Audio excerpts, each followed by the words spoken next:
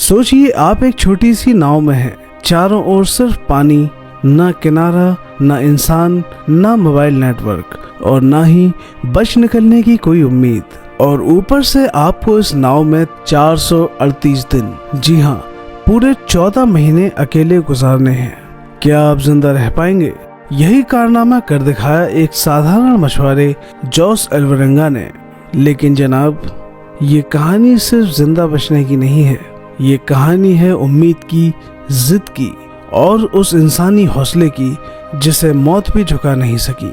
कहानी की शुरुआत होती है 18 नवंबर 2012 को मैक्सिको के तट पर बसा एक छोटा सा कस्बा जिसका नाम था पीजी, जापान। 36 साल का जोस एल्वरेंगा रोज की तरह मछली पकड़ने निकलता है। साथ में होता है उसका नया साथी एजिकल कार्दोबा। दोनों एक 7 मीटर लंबी नाव में सवार होते हैं। जो उसके पास सालों का अनुभव था, लेकिन एजिकल इस काम में नया था। थोड़ा घबराया हुआ था लेकिन तैयार था। उस वक्त समंदर शांत था। सूरज पानी में खूबसूरत तस्वीर बनाते हुए ऊपर आ रहा था। लग रहा था जैसे कुदरत खुद उनका स्वागत कर रही हो। लेकिन किसे पता था कि यह सफर एक ऐसी लड़ाई में बदलने वाला है जो इतिहास में दर्ज हो जाएगी। सिर्फ 24 घंटे बाद सब कुछ बदल जाता है। समंदर का मिजाज बिगड़ने लगता है। तेज हवाएं चलती हैं, काली घटाएं छा जाती हैं, उफनती लहरें नीचे अपना कहर मचा रही होती हैं। और फिर आता है वो भयानक तूफान जिसने उनकी किस्मत पलट दी। उनका रेडियो खराब हो जाता है, इंजन बंद हो जाता है। अब नाव सिर्फ लहरों के हवाले थी।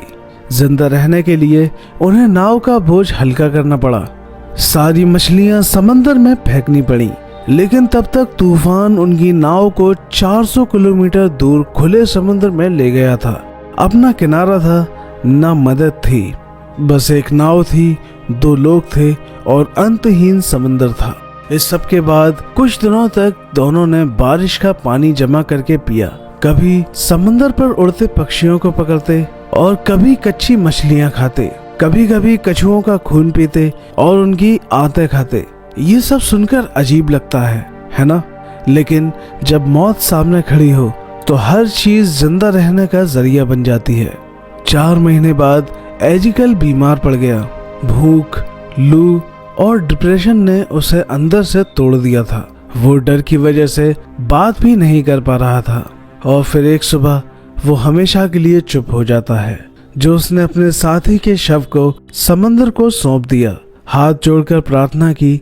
और फिर इसके बाद जोस के पास सिर्फ एक चीज बचती है और वो थी तन्हाई। अब अकेलेपन की असली कहानी शुरू होती है। 438 दिन। हर दिन मौत की आंखों में आंखें डालनी पड़ती थीं। धूप में शरीर जमता और रात को कपकपाती ठंड हड्डियों में उतर जाती थी। वो चिल्लाता, रोता, खुद से बातें करता, लेकिन जवाब देने वाला कोई नहीं था।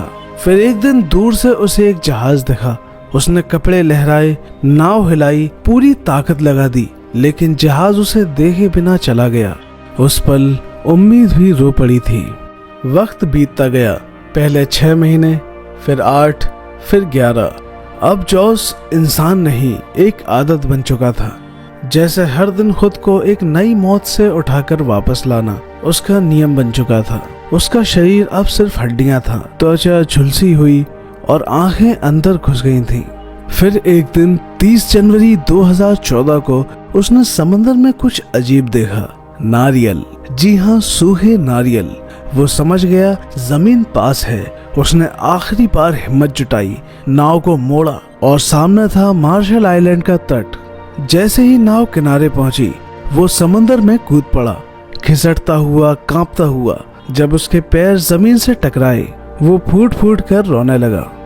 वहां पर मौजूद लोगों की नजर उस पर पड़ी, एक इंसान पर जो इंसानियत की सबसे बड़ी परीक्षा से लौट कर आया था। उसका वजन 60 किलो से गिरकर सिर्फ 38 किलो रह गया था।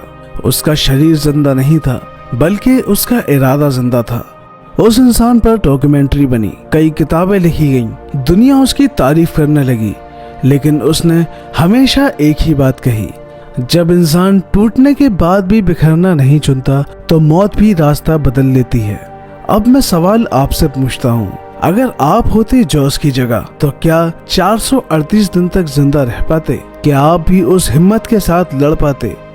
अगर ये कहानी आपको छू गई हो, आपको जॉस की हिम्मत ने कुछ सिखाया हो, तो इस वीडियो को अपने दोस्तों और परिवार के साथ शेयर जरूर करें। और अगर आप भी ऐसी सच्ची, थ्रिलिंग और रूप कल्पना देने वाली कहानियां देखना चाहते हैं तो हमारे चैनल को सब्सक्राइब जरूर कीजिए। हम फिर मिलेंगे एक और ऐसे ही हकीकत से। तब तक के लिए अलविदा। अपना ख्याल रखें। Thanks for watching.